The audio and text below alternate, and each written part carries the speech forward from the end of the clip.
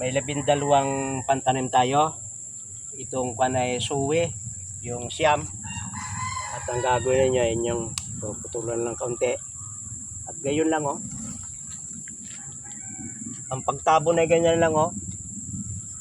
Ito yung pinakamadaling hanap buhay ito no. Pinakamadaling gawin oh.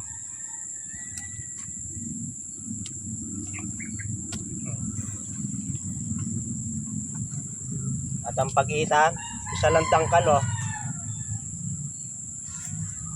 Para talo yung damo. Napakadali mo ito ikuan. Kahit ikaw ay tinatamad, kaya mong magnegosyo ng gabi.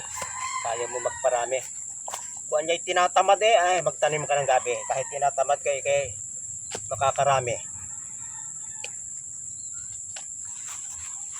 Ayan. Oh, kahit malayo practice ka ng basketball. At ito namang may laman. Puputulin mo, wag mong itatanim yung lumang laman. Dapat ay lalaman siya ng bago.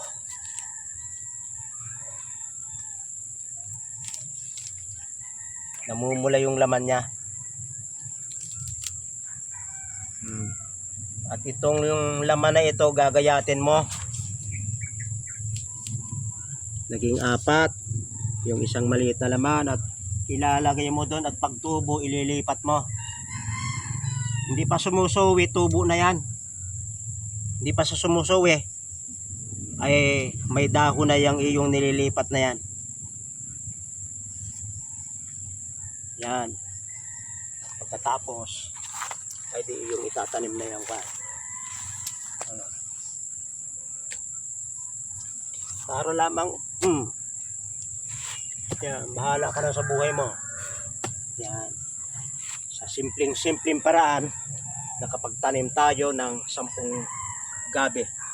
Dapat ay isang araw kung ay may maitatanim ka para hindi makaranas ang gutom. Yung iba ay nasa bukid ay sa bayan pa bumibili ng talbos ang kamote, sumasakay pa sa tricycle. Ay luwang na luwang nung damuhan yung paligid. Ay hindi tama yun. Dapat ay buhayin yung bahay kubo kahit bunti. Ay maliit sa isaring halaman. Kahit yan ay kubo. Kung sa isaring halaman, may singkamas, talong, sigarilyas, mani, sitaw, bataw, patani. Pakaraming ang mamahal ng gulay ngayon. Salamat sa pagsubaybay sa Natural Wellness, si Pastor Vito.